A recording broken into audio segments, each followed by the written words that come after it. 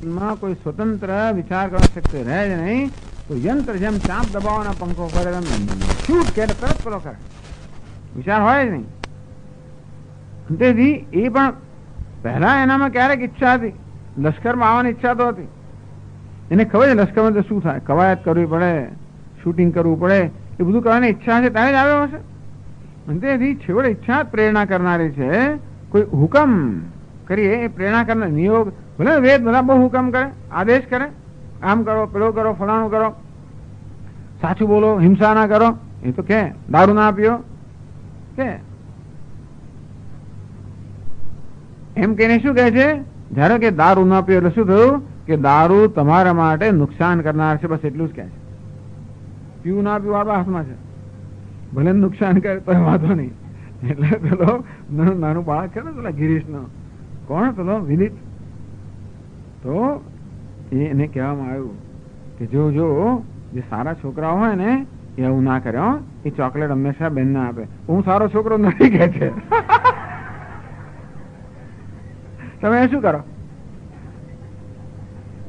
કારણ કે એના બાપનો દીકરો છે ને, એનો બાપ નાનો હતો, એને કહેવામાં આવ્યું જો બેનને મારીશ તો તારા હાથમાં કાંટા વાગશે, તો કાંટા સાથે મારીશ પેલો કે.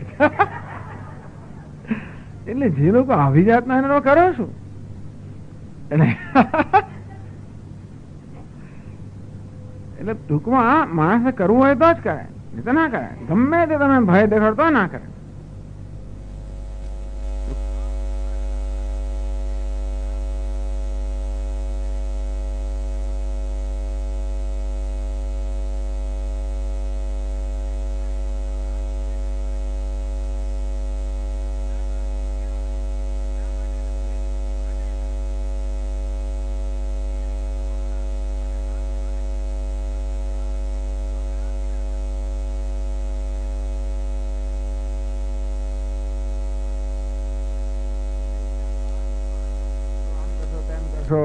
એમ કે બહુ મોટા પડે જયારે ઈશ્વરબેન ચોકલેટ લઈ આવો, સરસ ચોકલેટ કાઢી લે બેટા,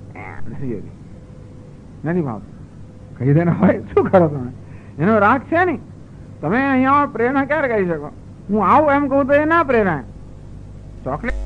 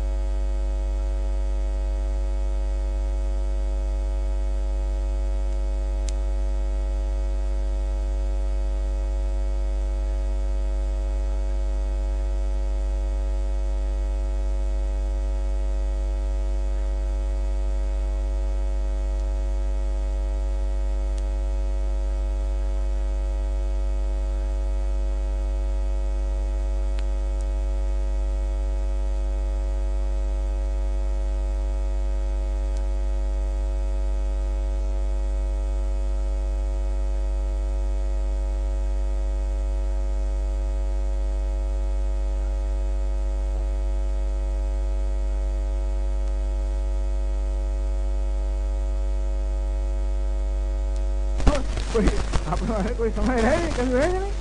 ઊંઘવાનો સમય જ ના મળે કે ઘણા સમય ના મળે એટલે પછી આપણે અનુકૂળ હોય એટલું કરીએ એવું થાય છે ને એના માટે વાક્ય કહે છે તથા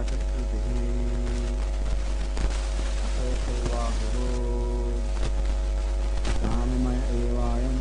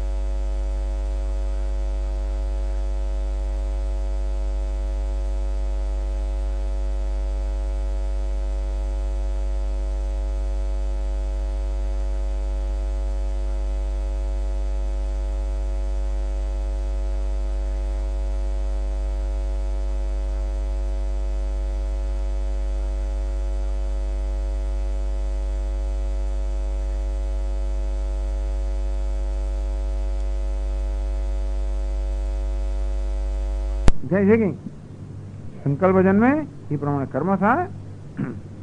એટલે કોઈ પણ માણસ એવી કોઈ પણ નથી જે કોઈ પ્રકારની ઈચ્છા વગર કર્મ કરતો હોય. યદ્યદ્ કુર્તે જંતુ એવું પણ એક છે. આ જંતુ અર્થાત અજ્ઞાની મનુષ્ય જે કોઈ કર્મ કરે તે કામસ્થ ચેષ્ટિતમ એ કામના વડે જ પ્રેરાયેલો હોય છે. આ બધા અજ્ઞાની મનુષ્ય મળે વાત થાય છે. જ્ઞાની પુરુષો કામના વગર કર્મ કરી શકે, પણ કામના ખરી તો ખરી. એમને કોઈ વ્યક્તિગત કામના ન હોય તો ભગવાન એમની પાસે કામના સમષ્ટિ માટે જન્મ આવે. પણ જયારે કોઈ કર્મ થાય ત્યારે એનું કોઈ પ્રયોજન તો હોય. પ્રયોજનમ અનુદ્દેશ્ય ન મંદોપી પ્રવર્તતે. કોઈ પ્રકારના પ્રયોજનને ધ્યાનમાં રાખ્યા વગર મંદ એટલે કે મૂર્ખ મનુષ્ય પણ ક્યારે પ્રવૃત્તિ પ્રયુક્ત થતો નથી. દરેક કર્મની પાછળ કોઈનું કોઈ પ્રયોજન હોય, કોઈની કોઈ ઈચ્છા હોય. એ શ્વાસની ઈચ્છા હોય, નિશ્વાસ હોય, ગમે તે કઈક ઈચ્છા હોય. ભગવાનને ખુશ કરવાની ઈચ્છા હોય, કઈ પણ ઈચ્છા હોય.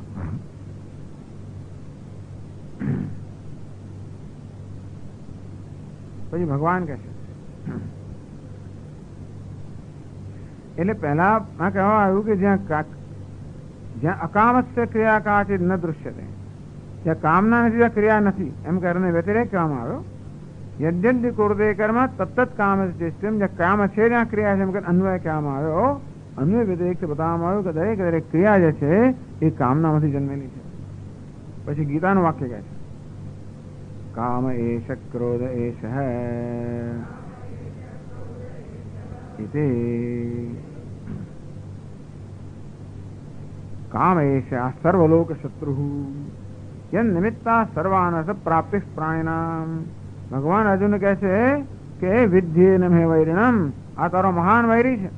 કોણ? આ કામ. એ કામ છે એ જયારે રોકવામાં આવે ત્યારે ક્રોધ બની જાય છે.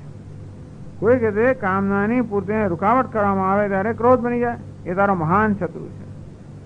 યન નિમિત્તા સર્વ અનર્થ, જીવનમાં જે કે અનર્થ થાય છે, જે કે દુઃખ થાય છે, પીડા સંતાપ થાય છે, આ બધું આ કામ અને ક્રોધમાંથી થયેલું હોય છે. એ કામ જ હમણાં કામ છે એ જ ક્રોધ બને છે.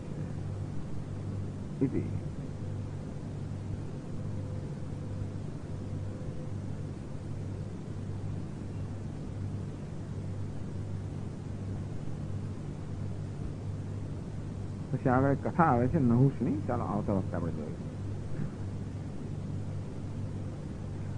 ઓમ પૂર્ણમદ પૂર્ણમિદમ પૂર્ણાત પૂર્ણમુદચ્યતે પૂર્ણસ્ય પૂર્ણમાદાય પૂર્ણમેવાવશિષ્યતે. ઓમ શાંતિ શાંતિ શાંતિ. શંકરં શંકરાચાર્યં કેશવં બાદરાયણં સૂત્રભાષ્યકૃતૌ વંદે ભગવन्तौ પુનઃ પુનઃ. ઈશ્વરો ગુરુરાત્મેતિ મૂર્તિભેદવિભાગિને વ્યોમવદ્વ્યાપ્તદેહાય દક્ષિણામૂર્તયે નમઃ. ઓમ શાંતિ શાંતિ શાંતિ. હરિ ઓમ. શ્રી ગુરુભ્યો નમઃ. હરિ ઓમ. સહનૌ ભુનક્તુ સહ વીર્યં કરવાવહૈ તેજસ્વિનાવધીતમસ્તુ મા વિદ્વિષાવહૈ.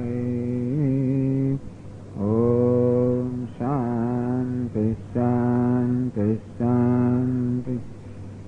ઓમ પૂર્ણમદ પૂર્ણમિદં પૂર્ણાત પૂર્ણમુદચ્યતે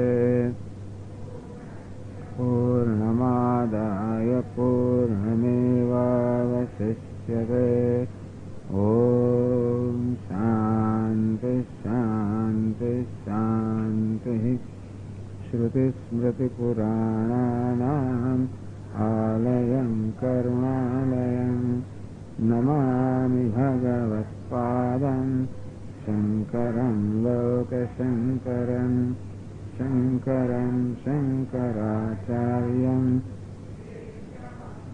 बादरायणम् सूत्रभाष्यकृतौ वन्दे भगवन्तौ पुनः पुनः।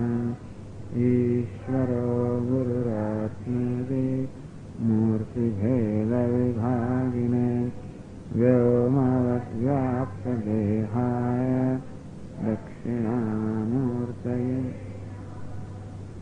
सच्चिदानन्दरूपाय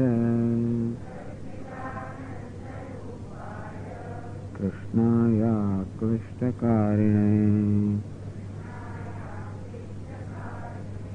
नमो वेदान्तवेद्याय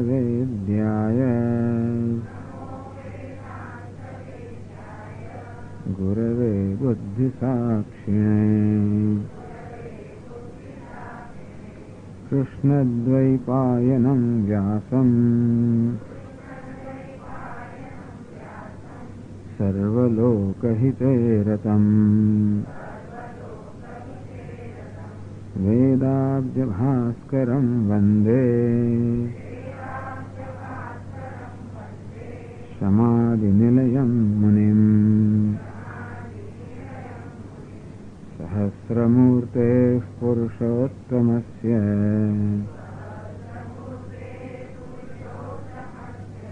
सहस्रनेत्राननपादबाहोः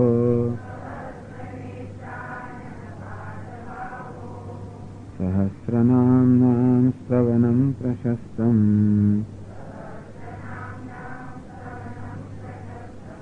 निरुच्यते जन्मजराभिशान्त्यै पवित्राणां पवित्रं यो मङ्गलानां च मङ्गलम्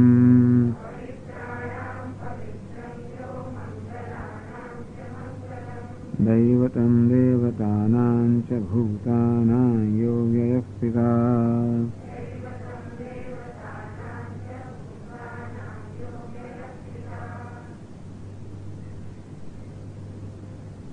तो एक गृहवत्व की भी चर्चा नो प्रारंभ कर्यो કે કેટલાક લોકો ઉપનિષદના વાક્યોને પ્રમાણભૂત માનતા નથી.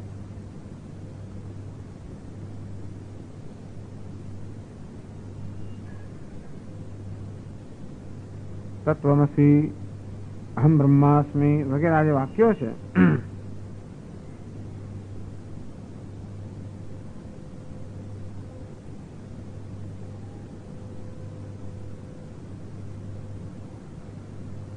ઇદમ સર્વમ યદયમાત્મા, ટૂંકમાં ઉપનિષદના વાક્યો છે એ સત્યને પ્રગટ કરનારા છે.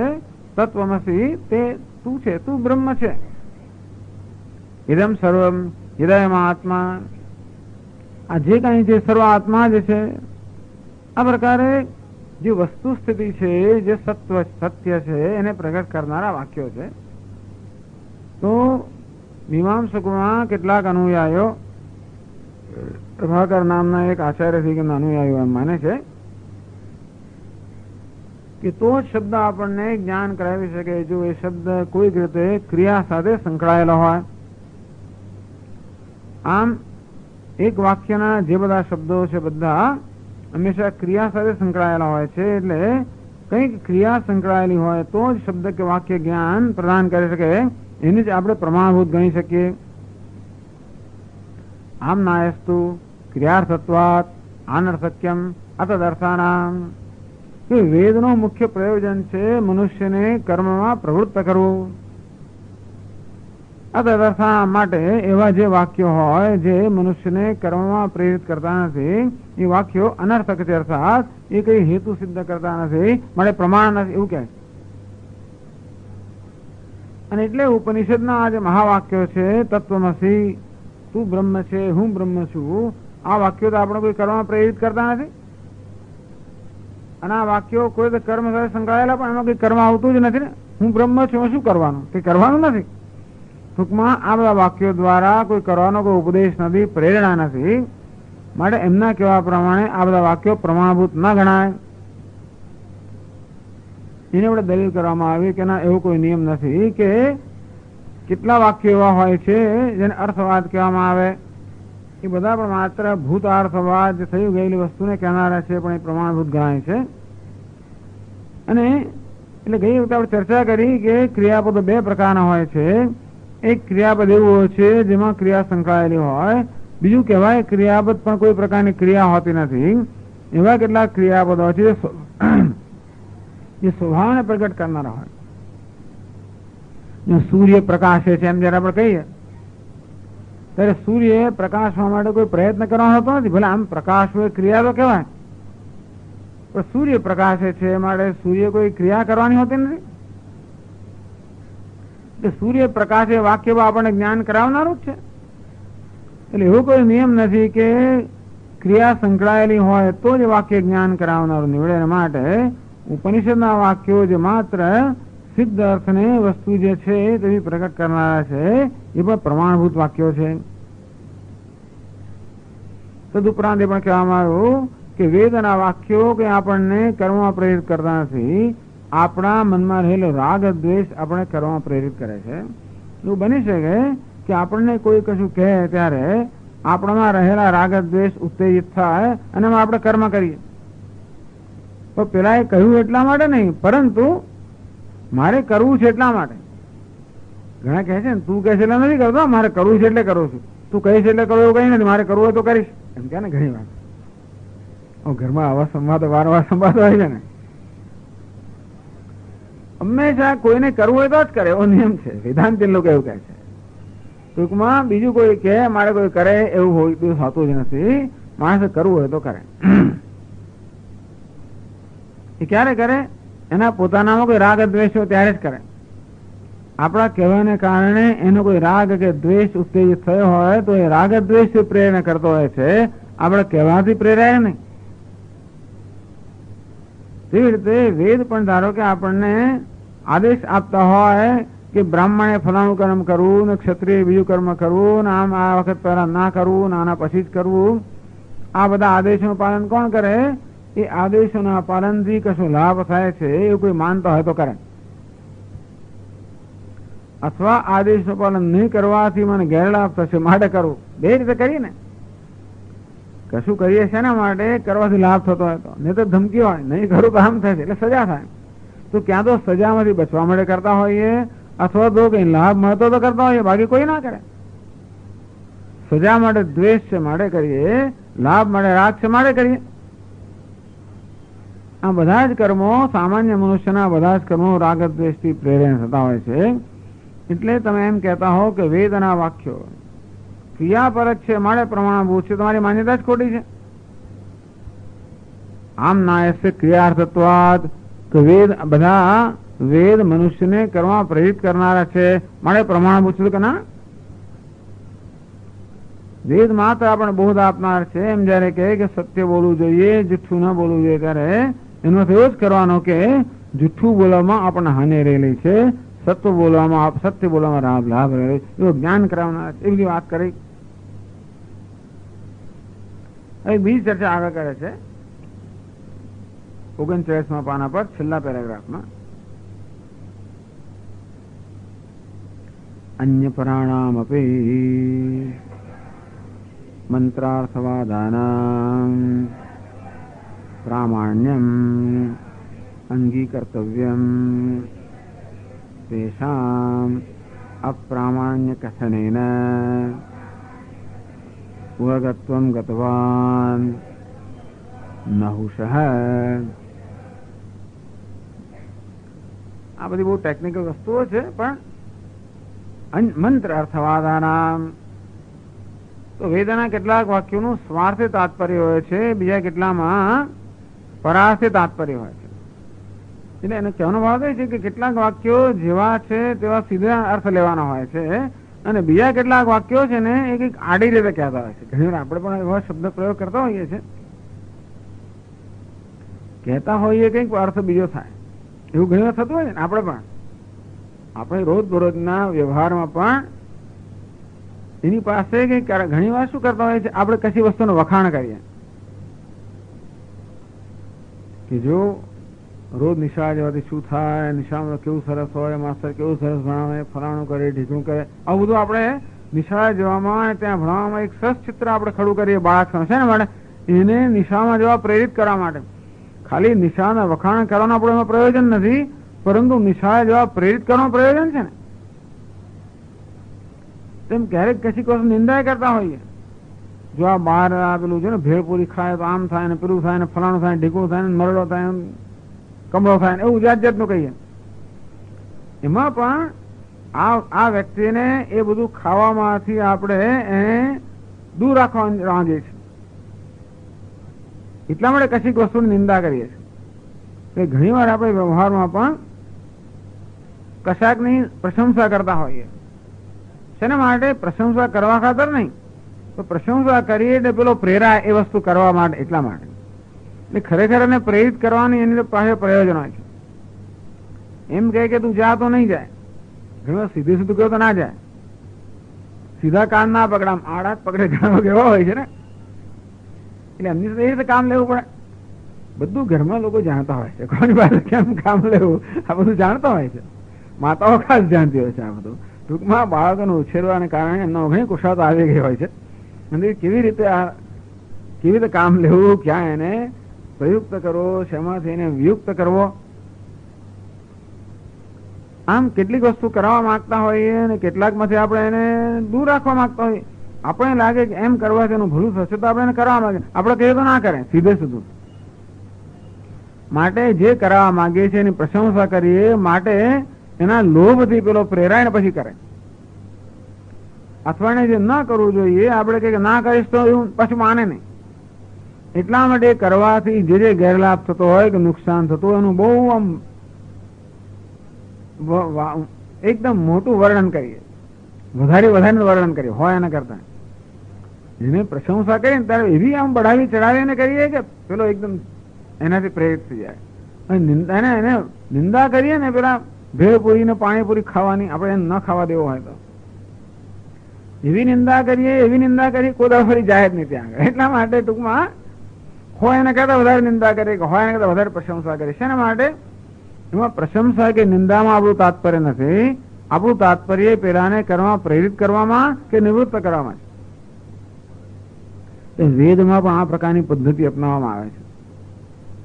મનુષ્યને કર્મમાં પ્રેરિત કરવા માટે પેલા કર્મના ફળની બહુ પ્રશંસા કરે, એટલે પેલું લોભાય, એમાં રાગ ઉત્પન્ન થાય અને પછી કર્મ કરે. અથવા તો જે નિષિદ્ધ કર્મ હોય એ ન કરવું જોઈએ એના પરિણામની ખૂબ નિંદા કરે. નરકમાં કેવું જવું પડે, ત્યાં કેવા થાંભલા હોય બધા, તો લાલ છો તો પેલા થાંભલાને કેમ વળગવું પડે, કડાયામાં કેમ તળાવમાં વગેરે વર્ણન કરે. એટલે પેલો એવો ડરી જાય કે કોઈ દિવસ પછી કરે નહીં. એમાં કઢાયું છે કે નહીં ભગવાન જાણે, પરંતુ એ પ્રકારે નિંદા કરવાનો હેતુ એને કોઈ કર્મમાંથી દૂર રાખવાનો છે. એવી રીતે વેદની અંદર પણ આવી જાતના નરકનું બહુ વર્ણન કરે કે પાપ કર્મ કરે આવી થાય એટલે માણસો પાપ કર્મ કરતા અટકે, અને પુણ્ય કર્મ કરવાથી સ્વર્ગ પ્રાપ્ત થાય, અને એની ખૂબ બધી પ્રશંસા કરે પુણ્ય કર્મ કરવા પ્રેરાય. જે લોકોને અંદરથી પેલું પ્રેરણા નથી હોતી એમને બહારથી પ્રેરણા આપવી પડે. મોટિવેશન, ઘણા લોકો સેલ્ફ મોટિવેટેડ, એવો બસ એવી પ્રેરણા એમ ન હોય કે અમને બધું અમને રોકવા પડે. ઘણા એવું થાય, એક પછી કર્યા જ કરે, રોકાવે જરા, શાંત રહો, થોડો આરામ કરો, આ કરો. અને ઘણા લોકો ધક્કો મારીને આપણે એમને કામમાં લગાડવું દે. અને વચ્ચે લોકો હોય છે, બધા પણ હોય છે. તો પેલા જે આવા લોકો હોય જે સ્વયં પ્રેરિત ના થતા હોય એના માટે વેદમાં અર્થવાદ, અને અર્થવાદ કહેવાય કશીક વસ્તુની પ્રશંસા કરવા દ્વારા પેલા. એટલે પ્રશંસાનો તાત્પર્ય પ્રશંસામાં નથી, પણ પેલાને કરવામાં જોતરવામાં છે. નિંદાનું તાત્પર્ય નિંદામાં નથી, પણ એને કર્મથી નિવૃત્ત કરવામાં છે. બરોબર ને?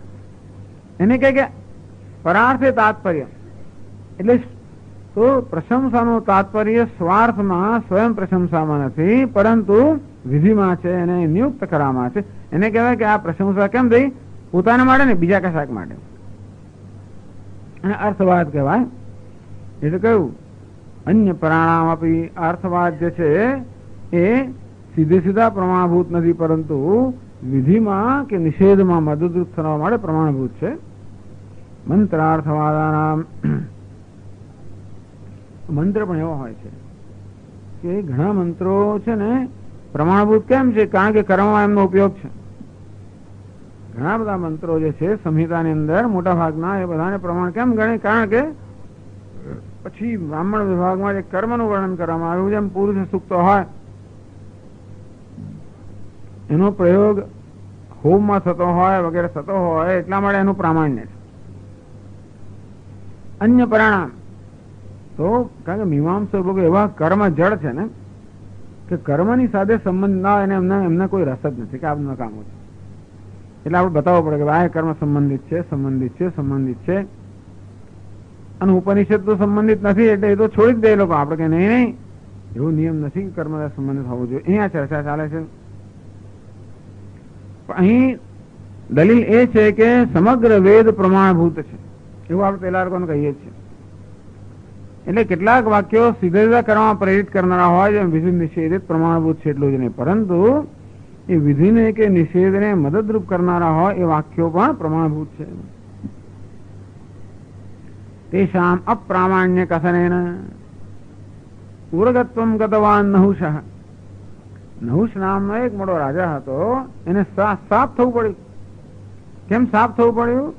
એને આ અર્થવાદને પ્રમાણ ન ગણ્યો માટે.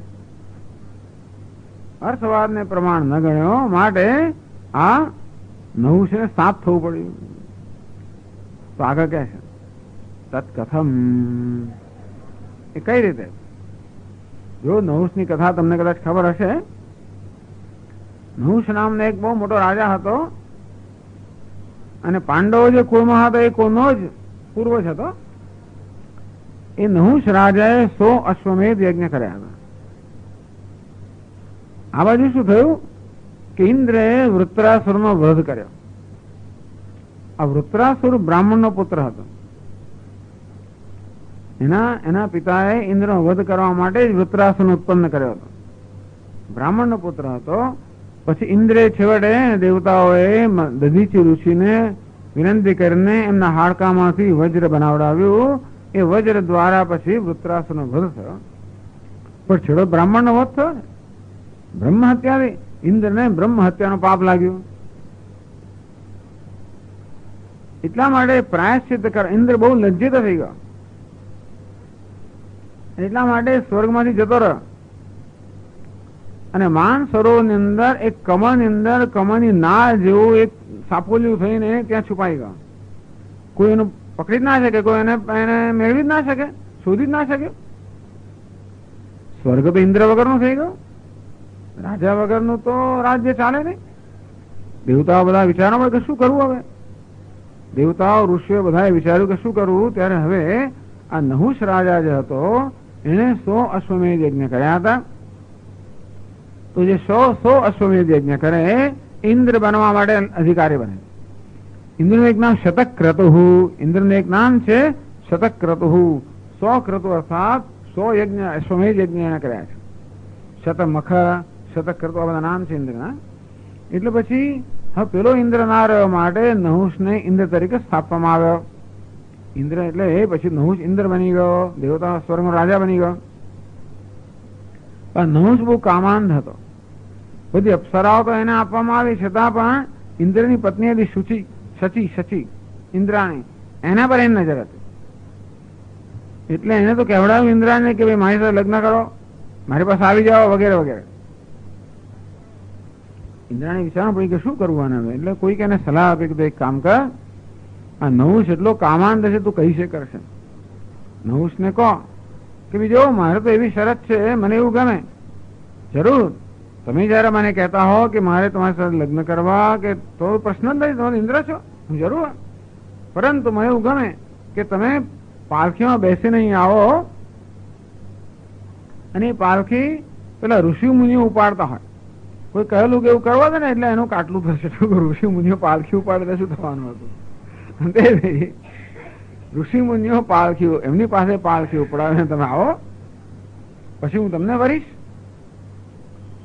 પેલો માણસ કામ ક્રોધમાં આવડે આંધળો થઈ જાય. એટલે એને ઋષિ મુનિઓને હુકમ કર્યો કે તમે ચલો પાલખી ઉઠાવો. એમાં અગસ્ત્ય ઋષિ હતા પેલા આટલા બહુ એકદમ ડટ્ટા, એટલે બહુ નીચા હતા પેલા ઊંચા. એટલે શું થાય કે ઋષિ મુનિઓ એટલે પેલા નહુસ બેઠેલા પાલખીમાં પછી આમ ઝટકા વાગે ને ઊંચું નીચું થાય અને પેલા પગલા નાના પડે ને એટલે જલ્દી ચલાય નહીં, અને જવાની ઉતાવળ અને જલ્દી ચાલે નહીં એટલે પેલો ગુસ્સે થઈ ગયો.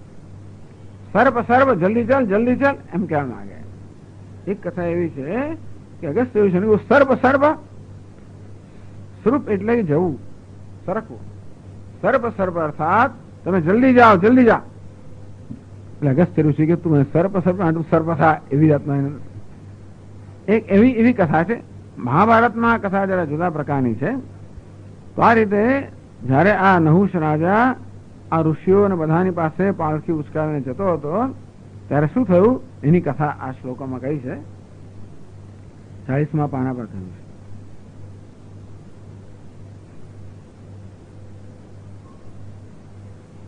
ઋષયસ્તુ પરિશ્રાંતાઃ વાહ્યમાના દુરાત્મના દેવર્ષયો મહાભાગાઃ તથા બ્રહ્મર્ષયો મલાઃ પપ્રચ્છુઃ સંશયં તેતો નહુષં પાપચેતસં યૈમે બ્રહ્મણા પ્રોક્તાઃ મંત્રા વૈ પ્રોક્ષણે ગવામ એતે પ્રમાણં ભવતઃ ઉતાહો નેતિ વાસવ નહુષો નેતિ તાનાઃ સહસા મૂઢચેતનઃ.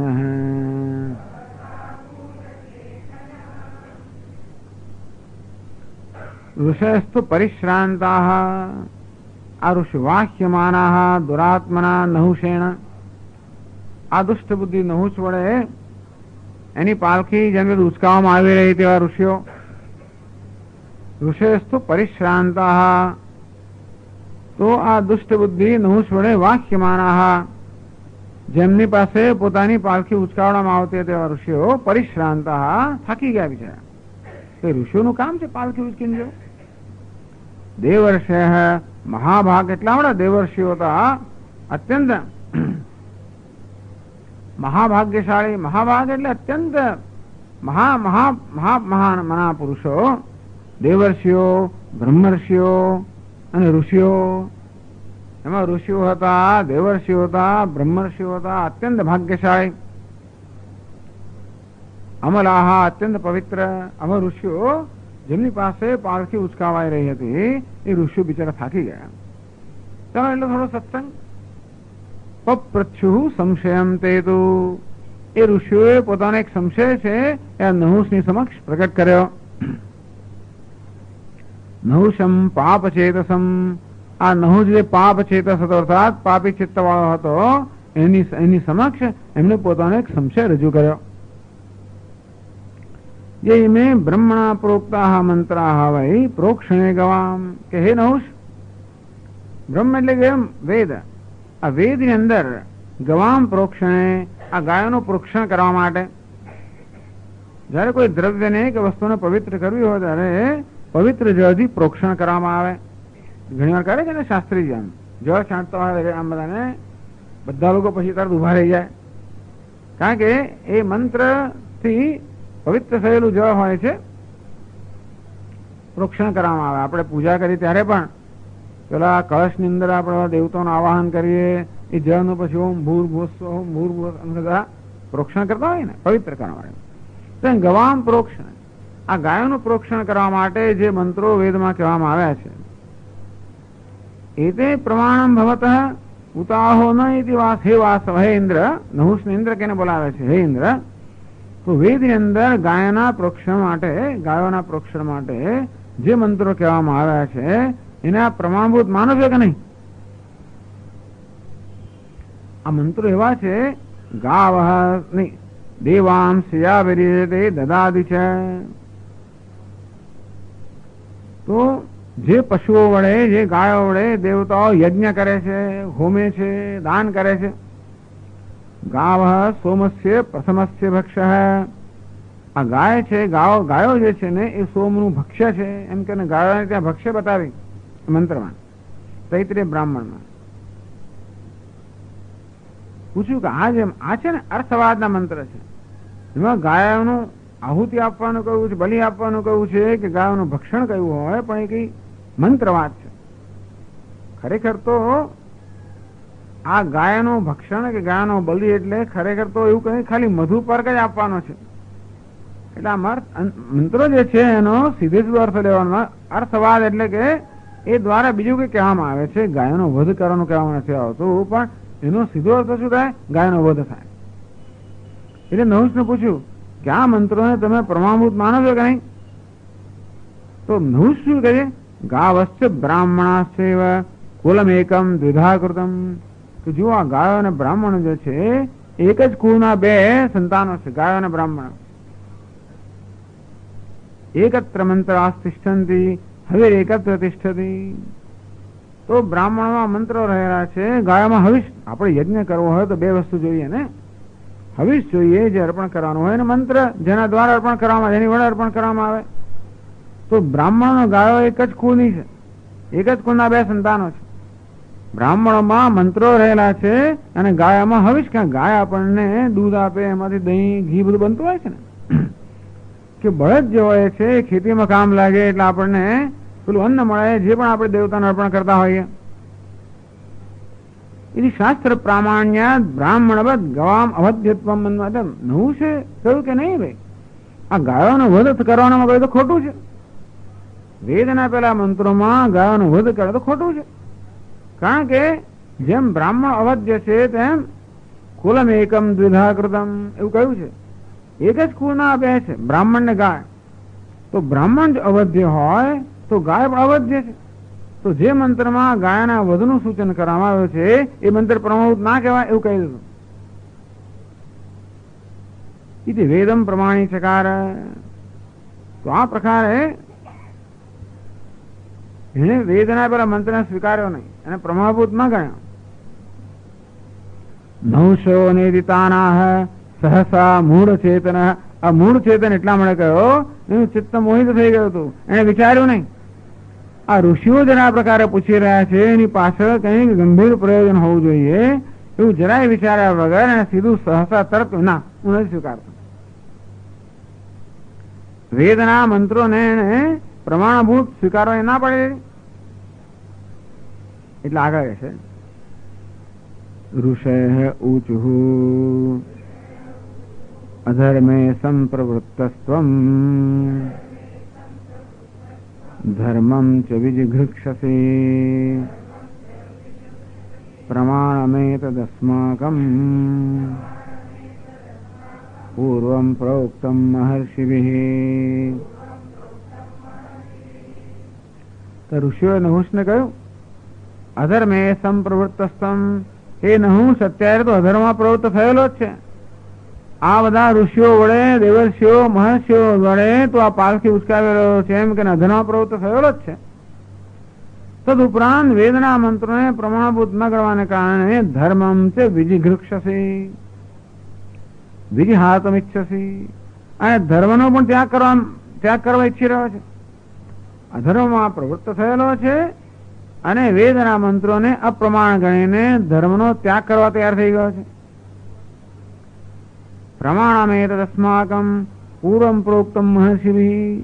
આ ઋષિઓ કહે છે કે પહેલાના મહર્ષિઓ કહેલું છે કે આ મંત્રો પ્રમાણભૂત છે, માટે અમે તને પ્રમાણ માનીએ છીએ અને તું એને પ્રમાણ માનતો નથી, માટે તું ધર્મમાંથી પ્રચ્યુત થઈ રહ્યો છે એવું કહ્યું એમને સીધું.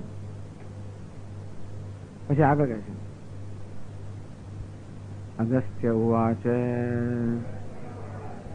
તતો વિવદમાનઃ સન્ ઋષિભિઃ સહ પાર્થિવઃ અસમામસ્પૃશन् મૂર્ધ્ની પાદેન ધર્મપીડિતઃ. આ સ્થાને બદલે માં હોવું જોઈએ ત્યાં આવે. અથ મામ સ્પૃશન મૂર્ધની પાદેન ધર્મ પીડિત. પછી અગસ્ત્ય ઋષિ કથા આગળ ચલાવે છે, કહે છે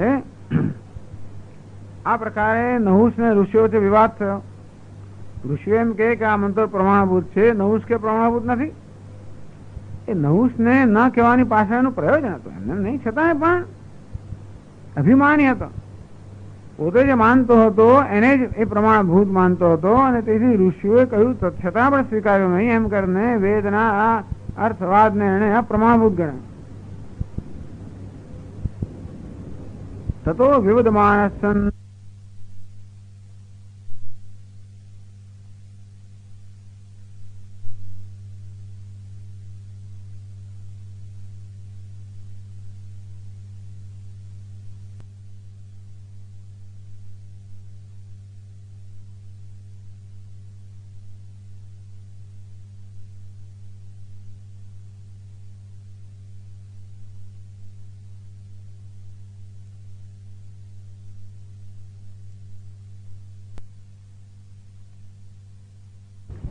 તો એ પૃથ્વી પરથી આવેલો આ નહુષ આ રીતે ઋષિઓ સાથે વિવાદ કરવા લાગ્યો. એનો હેતુ એ છે, જયારે બ્રાહ્મણો સ્નાતક થઈને પોતાના ઘરે આવે ત્યારે ગાયનું બલિદાન આપવું જોઈએ એવું કહે, પણ ત્યારે પેલું મધુપર્ક આપવાનું હોય છે. એ ગાય એટલે મધુપર્ક જ સમજવાનું, એમાં ખરેખર ગાયનો કોઈ વધ કરવાનો હોતો નથી. એટલે ગાય શબ્દના વધ દ્વારા ત્યાં ગાયનો વધ અભિપ્રેત નથી, મધુપર્ક બ્રાહ્મણને આપવું જોઈએ એવો જ ત્યાં અભિપ્રાય છે. એવો અભિપ્રાય સમજ્યા કર્યા વગર પેલો નાશ પાડતો ગયો, વિવાદ કરતો ગયો. એવં તતો વિવદ માનસન ઋષિભિ સહ પાર્થિવ. એ પેલો પૃથ્વીનો પતિ, જે પૃથ્વીનો રાજા, પૃથ્વીમાં આવેલો રાજા ઋષિઓ વિવાદ કરવા લાગ્યો. પછી અગસ્ત્ય ઋષિ કહે અથમામ અસ્પૃશન મૂર્ધની, પગ વડે એને મારા માથામાં પ્રવેશ કરો. એને પોતાનો પગ, એટલે છેવટે ગુસ્સે થઈ ગયો, ચીડાઈ ગયો હશે, અને છેવટે એને પગથી ઋષિને કહ્યું બંધ શાંત રહો એમ કરો ને અગસ્ત્ય ઋષિના માથા પર એને પોતાનો પગ અડકાડ્યો. વિચાર કરો, અગસ્ત્ય ઋષિ એટલે શું? જે પેલા બધું પી આખા સમુદ્રને પી ગયેલા વિંધ્યાચળને નમાવી દેલો, બહુ કામ અગસ્ત્ય ઋષિ કરેલું છે. વિંધ્યાચળ પણ બહુ જ એકદમ અભિમાની થઈ ગયો, ઊંચે ને ઊંચે વધવા લાગ્યો. અને એ કહે કે આ સૂર્યચંદ્ર મેરુ પર્વતની આસપાસ મારી આસપાસ કેમ ના ફરે, એમ કે બધી જગ્યા આવું ચાલતું હોય છે. ટૂંકમાં એ સૂર્યચંદ્ર મારી આસપાસ ફરે એમ કે, એટલે ઊંચે ને ઊંચે વધવા લાગ્યો. તો ઊંચે ને ઊંચે વધે એટલે બધા લોકોને મુશ્કેલી થઈ ગઈ. દેવતા પછી શું કરવું? ઋષિ અગસ્ત્ય ઋષિને કહ્યું કઈ વાંધો નહીં, ચાલો.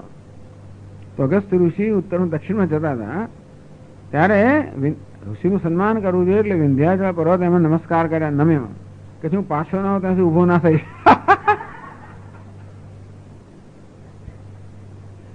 પાછા અગસ્ત્ય ઋષિનું વચન તમે સાંભળ્યું? હવે એક શબ્દ એવો છે ને, અગસ્ત્ય ઋષિનો વાયદો, જે કોઈ પૂરો થાય જ નહીં. અગસ્ત્ય ઋષિનો વાયદો, હવે વાયદો આપે કે હું આવું ત્યારે ઉભો થશે, આવે જ નહીં, પેલો નમેલો જ રહ્યો. આવી રીતે અગસ્ત્ય ઋષિ તો બહુ અત્યંત પ્રતાપશાળી, બહુ પ્રભાવશાળી, પ્રતાપી ઋષિ. સમુદ્રના આચમન કરીને પી ગયા.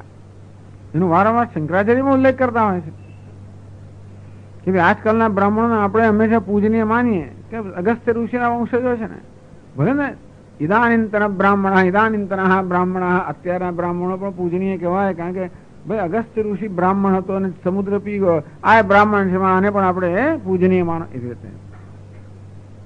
તો અગસ્ત્ય ઋષિ કહે છે કે પછી એ નહુષ રાજાએ એના પગથી મારા માથાને સ્પર્શ કર્યો. આથા મામ અસ્પૃશન મૂર્ધની, મારા માથા પર પગથી સ્પર્શ કર્યો. પાદેન અધર્મ પીડિત, અધર્મથી પીડાયેલો એ નહુષ રાજાએ એના પગથી મારા મસ્તકમાં પણ એને પગ મૂક્યો. કામ પતી ગયું. ટૂંકમાં આ જ એમનો હેતુ હતો. સચિને એટલે ઇન્દ્રાણીને કહેવામાં આવ્યું કે તું આવું કામ કર, નહુષને કે ઋષિઓ પાસે ફાલકી ઉચકાવીને લાવે, કઈક થશે એવો અંદાજ હતો. એવું થયું પણ ખરું. આ છેવટે પેલો ગુસ્સે ક્રોધે ભરાઈ ગયો અને છેવટે એને અગસ્ત્ય ઋષિને લાત મારી એટલે પગ માથા પર મૂક્યો. પછી આગળ કહે છે તેના બુદ્ધત ચેતા સહ નિશ્રીકસ્ય શચીપતે તતસ્તમહમુદ્વિગ્નમ અવોચમ ભયપીડિતમ.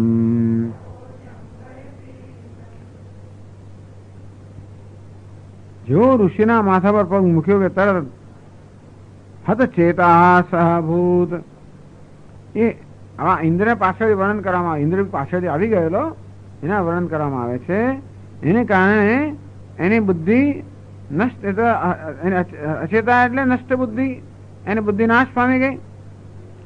નિશ્રીકસ્ય એ નિસ્તેજ બની ગયો, અર્થાત બુદ્ધિની અંદર તેજસ્વતા જતી રહી, એનું પોતાનું તેજ પણ જતું રહ્યું. ટૂંકમાં હવે ઇન્દ્ર માટે રહેવાના લાયક રહ્યો નહીં. ઇન્દ્ર ક્યારે રહી શકે? તેજસ્વી હોય ત્યારે, ચિત્તમાં પણ તેજસ્વી હોય, એના વ્યક્તિત્વમાં પ્રભાવશાળી હોય. આ પ્રકારનું અધર્મનું કાર્ય કરવાને કારણે ઋષિના માથાને પોતાનો પગ કરવાના કારણે એનું તેજ જતો રહ્યું, બુદ્ધિની તેજસ્વતા પણ જતી રહી. તતસ્તમ અહમ ઉદ્વિગ્નમ અવોચમ ભય પીડિતમ. બિચારો ઉદ્વિગ્ન થઈ ગયો, ભય પીડિત થઈ ગયો. નહુષ જો હવે મને કઈ થવાનું છે, તો એવા ઉદ્વિગ્ન અને ભય પીડિત થયેલા નહુષને અગસ્ત્ય ઋષિ કે મેં શું કહ્યું કે છે આગળ યસ્માત પૂર્વૈ કૃતમ માર્ગમ મહર્ષિભિરનુષ્ઠિતમ અદુષ્ટમ દૂષયસि વૈ યચ્ચ મૂર્ધ્યસ્પૃશઃ પદા યચ્ચાપि ત્વં ઋષીन् મૂઢ બ્રહ્મકલ્પાन् દુરાસદાन् વાહાન કૃત્વા વાહયસि તેન સ્વર્ગાદ હતપ્રભઃ ત્વં સ્વપાપ પરિભ્રષ્ટઃ ક્ષીણ પુણ્યો મહીપતે દશવર્ષ સહસ્રાણી સર્પરૂપધરો મહીમ વિચરિષ્યસि તીર્ણશ્ચ પુનઃ સ્વર્ગમવાપ્સ્યસि. ઇતિ શ્રી મહાભારતે. તો આ પ્રકારે પછી અગસ્ત્ય ઋષિએ કહ્યું યસ્માત પૂર્વૈ કૃતમ માર્ગમ મહર્ષિભિ અનુષ્ઠિતમ. પહેલાના મહર્ષિઓ જ અનુષ્ઠાન કર્યું છે, ધર્મ માર્ગ છે. અદુષ્ટમ જે નિર્દોષ છે, પહેલાના મહર્ષિઓ જ અનુસરણ કર્યું એવું જે નિર્દોષ વૈદિક ધર્મ માર્ગ છે. ત્વમ દૂષે એને તો દૂષિત કરે છે.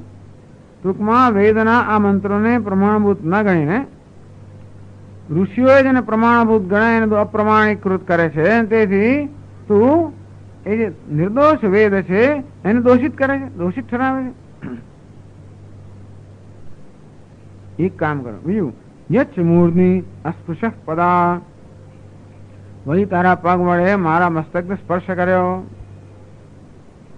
યચ્ચાપી ત્વમ ઋષીન મૂઢ બ્રહ્મકલ્પાન દુરાસદાન વાહન કૃત્વા વાહયસી. અને ત્રીજી વસ્તુ હે મૂઢ, હે મૂર્ખ, દુરાસદાન બ્રહ્મકલ્પાન ઋષીન.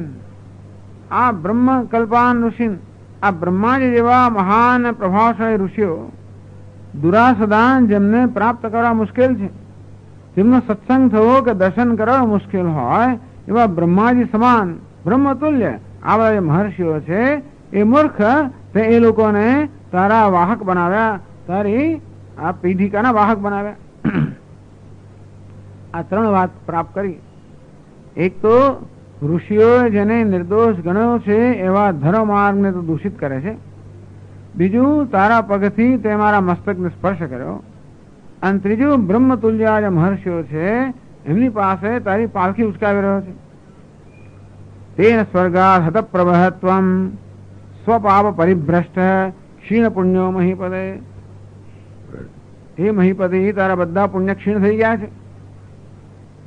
આ બધા અપરાધને કારણે તું પાપથી પતિત થઈ ગયો. તારા પુણ્ય તું પુણ્યહીન થઈ ગયો. નિસ્તેજ થઈને 10 વર્ષ સહસ્રાણી સર્પરૂપ ધરો મહિમ વિચરિષ્યસી. 10,000 વર્ષ સુધી સાપના રૂપમાં તારે પૃથ્વી પર ફરવું પડશે. વ્યવસ્થિત સાપ 10,000 વર્ષ, 1-2-4 વર્ષ પણ નહીં. ટૂંકમાં આ સાપનું જીવન લાવવું હશે. સાપ બહુ લાવવું જીવતા હોય છે, પણ તારે આહો તું પાપી મનુષ્ય 10,000 વર્ષ સુધી પૃથ્વી પર તારે સાપ થઈને ફરવું પડશે. ઓ અધોયો ને સાપ એટલે બધા તું તિરસ્કૃત ને, જ્યાં જાય તો લોકો તિરસ્કાર કરે. સાપ કોને ગમે? કોઈ ના ગમે. કરડતો હોય, ફૂંફાડા મારતો હોય, કોઈ ના ગમે. વિચરિષ્યસી, આ પ્રકારે મહી પર વિચરણ કરવું પડશે. પણ એ સાપનો એક છટક બારી છેલ્લે આપ્યો એનો ઉપાય પણ આપ્યો. તીર્ણશ્ચ પુનઃ સ્વર્ગમ અવાપ્સસી. પછી છેવટે આ 10,000 વર્ષ આમ કરવાથી તારા પાપનું પ્રાયશ્ચિત થશે અને તેથી છેવટે એમાંથી મુક્ત થઈને તું સ્વર્ગને પ્રાપ્ત કરશે. ક્યારે? દૃષ્ટવા યુધિષ્ઠિર નામ તવંશ સમુદ્ભવમિતિ. એમથી આપણે શ્લોક પણ આગળ છે કે જયારે તું યુધિષ્ઠિરના દર્શન કરે, તારા વંશમાં જેનો ઉદ્ભવ થવાનો છે એવા ધર્માત્મા યુધિષ્ઠિરના દર્શન કરશે, ત્યારે આ પાપને મુક્ત થઈશ અને વળી પાછો સ્વર્ગમાં પાછો આવીશ. આ બધી લાંબી કથા કહેવાનો હેતુ એ છે કે વેદના વાક્યોને અપ્રમાણભૂત ના કરવા જોઈએ. હે મીમાંગ, હે પ્રાભાકર લોકો, તમે તત્વમસી અહમ બ્રહ્માસ્મિ આ ઉપનિષદના વાક્યો છે એને તમે અપ્રમાણ માનો છો, પ્રમાણભૂત નથી ગણતા. તો તમે એવો આગ્રહ રાખો છો કે જે ક્રિયાપરક વાક્યો હોય પ્રમાણભૂત છે, આ ક્રિયાપરક ન હોવાને કારણે પ્રમાણભૂત એ વાત તમારી ખોટી છે. તો ઉપરાંત આવા એ લોકો અર્થવાદ માને, અર્થવાદ પણ પ્રમાણભૂત છે. અર્થવાદને પ્રમાણભૂત ન ગણવાને કારણે જો નહોશની શું સ્થિતિ, આ તમારી આવી સ્થિતિ થશે. એમ કરીને તત્વમસી વગેરે વેદના મહાવાક્યો છે એ પ્રમાણભૂત છે એ સિદ્ધ કર્યું, બીજું કાંઈ નથી.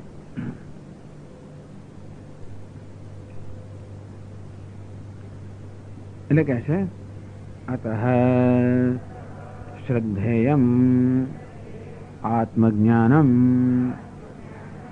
અને તેથી આત્મજ્ઞાનમાં શ્રદ્ધા કરવી જોઈએ. સિદ્ધ પર વેદાંત જન્યમ આત્મજ્ઞાનમ. વેદાંત કેવું છે? સિદ્ધ પર. કર્મકાંડ કેવું છે? અસિદ્ધ પર. કર્મકાંડ આપણને ઉપાય આપે છે અપ્રાપ્તની પ્રાપ્તિ કરવાનો. કર્મ શેનો ઉપાય છે? અપ્રાપ્તની પ્રાપ્તિનો ઉપાય છે.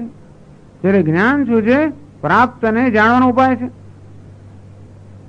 જ્ઞાન હંમેશા જે છે પ્રકાશિત કરે. જેમ પ્રકાશ જે વસ્તુ છે એને પ્રકાશિત કરે, નવું કે ઉત્પન્ન ના કરે, તેમ જ્ઞાન પણ તત્વ જેવું છે તેવું દર્શાવે.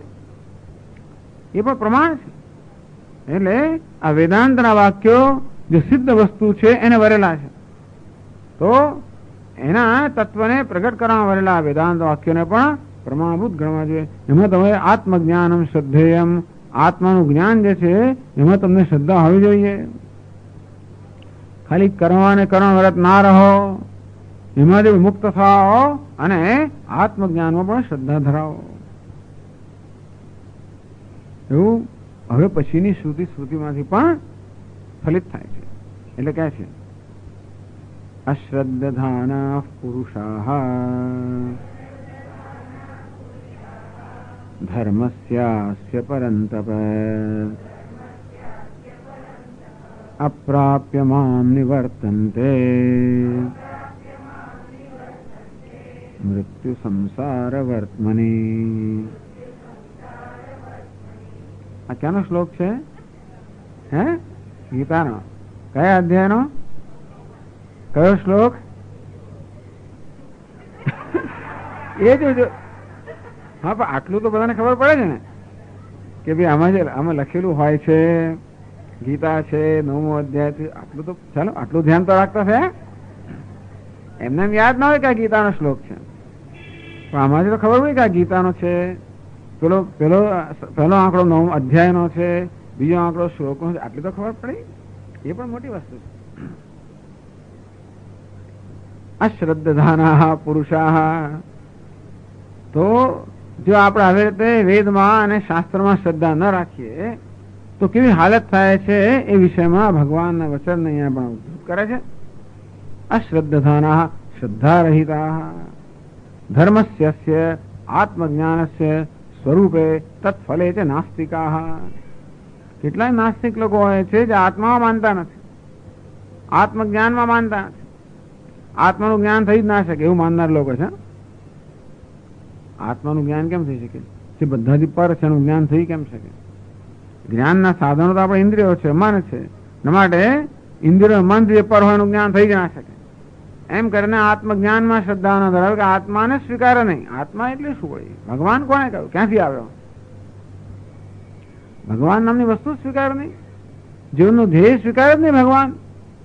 અસત્યમ અપ્રતિષ્ઠમ તે જગદાહુ અનીશ્વરમ અપરસ્પર સંભૂતમ કિમન્યત કામ હેતુકમ. આ શ્લોક ક્યાંનો છે?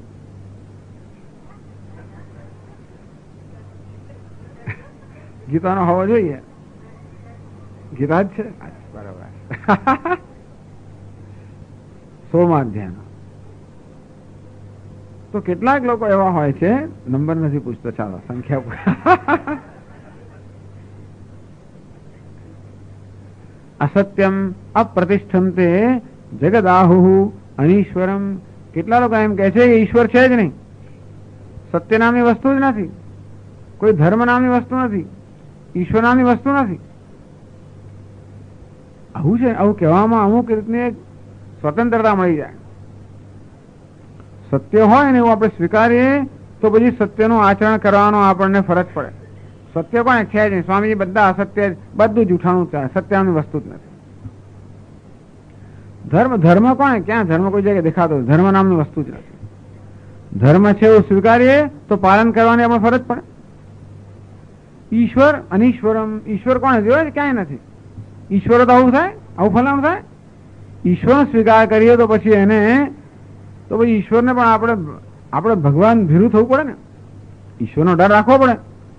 એટલે આ લોકોને સત્યનું આચરણ કરવાની ચિંતા નહીં, ધર્મનું પાલન કરવાની ચિંતા નહીં, ભગવાનનો ભય નહીં. એટલે કેવા બની જાય? સ્વચ્છંદ. આ પરસ્પર સમતા શું છે? આ જગત શેમાંથી જન્મ્યું? બસ આ તો માત્ર સ્ત્રી પુરુષના સંયોગમાંથી જન્મેલું છે. કામ જ એનું કારણ છે અને કામ માટે જ જન્મ્યું છે. બસ માટે ખાઈ પીને મજા કરો. આવું લોકોને એમના આત્મજ્ઞાનમાં કે એમના આત્માને સ્વીકાર ના કરે તો આત્મજ્ઞાનમાં એમને એનો સ્વીકાર કરે જ ને. એટલે અશ્રદ્ધાના પુરુષા. આવા શાસ્ત્રમાં, ઈશ્વરમાં, સત્યમાં, ધર્મમાં, કશાયમાં શ્રદ્ધા ન ધરાવનારા નાસ્તિકા. આમાં આવું નાસ્તિક થવાની પાછળ પણ એક કારણ છે. પાપ કાળજી જેમ ફાવે એમ કરી શકાય ને. તમે ઈશ્વરને સ્વીકારો, ધર્મને સ્વીકારો, સત્યને સ્વીકારો તો પછી જેમ ફાવે એમ ન કરી શકાય. ગઈકાલ તો આમ બોલતો હતો, હવે આજે કેમ? તરત કોઈ પૂછવાનું નીવડે ને. આમ ધર્મની વાતો કરતો ને આ કેમ કર્યું? તરત આપણે આમ શરમાવું છે, શરમાઈ જવું પડે ને. બહારથી કોઈ કહેનારો મળે, અંદરથી કોઈ કહેનારો મળે કે ખોટું છે. સ્વીકારીએ ને તો બી કોણ? પાપ. એટલે આ લોકો પાપી લોકો, પાપકારી લોકો. ટૂંકમાં એ લોકો કશુંક અનુસરણ કરે, એ ઇન્દ્રિયના આવેગોનું અનુસરણ કરે અને તેથી માત્ર વિષય ભોગનું જીવન જીવતા હોય, આ દેહને તૃપ્ત કરવામાં એમાં જીવન જીવતા હોય. અશ્રદ્ધાના પુરુષા ધર્મસ્યાસ્ય પરંતપ અપ્રાપ્યમામ નિવર્તન્તે. ભગવાન કે આવા મનુષ્યો જે છે એ મને તો ક્યારેય પ્રાપ્ત કરતા જ નથી. ભગવાનને પ્રાપ્ત કરવાની વાત જવા દો, પણ ભગવાન પ્રાપ્ત કરવાનો માર્ગ જેમ કે ભક્તિમાં એને પ્રાપ્ત કરતા નથી. એક પ્રકારની પ્રેરણા જન્મતી જ નથી. અને પાછા વરે શા ભાઈ? મૃત્યુ સંસાર વર્તમાની. બસ આ મૃત્યુયુક્ત સંસાર, મરવું મરવું મરવું. ટૂંકમાં મરવું એ જ જેનો સ્વભાવ છે એવા સંસારમાં પાછા ફરે. મનુષ્ય મરતા તો હોય છે પણ એથી આગળ વધેલા લોકો છે બધા. અમુક જીવ જંતુ હોય છે કે જન્મે ને મરે, જન્મે ને મરે, જન્મે ને મરે. અથવા જો મરવા સિવાય કે હોય નહીં, મરવા માટે જ જન્મ્યા હોય. એ બધી અધોયોનીમાં અને નરકમાં ને બધા એ લોકો પાછા ફરે છે. એટલે કહેવાનો ભાવ એ છે કે આ રીતે આ વેદ ધર્મનું અનુસરણ ન કરવાને કારણે લોકોની કેવી અવગતિ થાય છે. એટલે કે વેદના વાક્યોને પ્રમાણભૂત ગણવા જોઈએ, ઉપનિષદના મહાવાક્યોને પ્રમાણભૂત ગણવા જોઈએ. એનો અર્થ એ થયો કે એ પ્રકારે આપણા જીવનને ઘડવું જોઈએ. અર્થાત આપણા જીવનના સંચાલનમાં આ બધા વાક્યોનું અનુસરણ કરવું જોઈએ. એ રીતે આપણે આપણા જીવનમાં અનુસરણ કરવું, એમનું નામ જ પ્રમાણ. પ્રમાણનો અર્થ એ કે આપણે એમને સ્વીકારીએ, શ્રદ્ધાપૂર્વક સ્વીકારીએ અને એ પ્રમાણે આપણું જીવન જીવીએ. તો તત્વમસી એમાં સ્વામી જીવવાનું શું? તું બ્રહ્મ છે. એ પણ બહુ મોટી વસ્તુ કહી રહ્યા છે. તું બ્રહ્મ છે અર્થાત તું જેને પ્રાપ્ત કરવા ઈચ્છે તે તું છે જ. એટલે શું સમજવાનું? એનો અર્થ એ થયો કે જીવન અપ્રાપ્તની પ્રાપ્તનું સાધન ન બનવું જોઈએ, પણ જે પ્રાપ્ત છે એને જાણવાનું સાધન બનવું જોઈએ. એટલે કે જીવનમાં જ્ઞાન મહત્વનું હોવું જોઈએ અને વસ્તુઓ પ્રાપ્ત કરવું મહત્વનું હોવું જોઈએ. પણ જે તું કર્મ કરે એ જ્ઞાન માટે કરે, અપ્રાપ્તની પ્રાપ્તિ માટે ના કરે. અર્થાત તું નિષ્કામ કર્મ કરે, સકામ કર્મ. આ બધું એક જ વાક્યમાંથી બધું ફલિત થાય. એ વાક્યને પ્રમાણભૂત માને પેલા લોકોને કર્મ છોડી દેવું પડે એવું થઈ જાય. સકામ કર્મ છોડી દેવું પડે ને. એ તો એમ જ માને કર્મ એટલે સકામ કર્મ છે.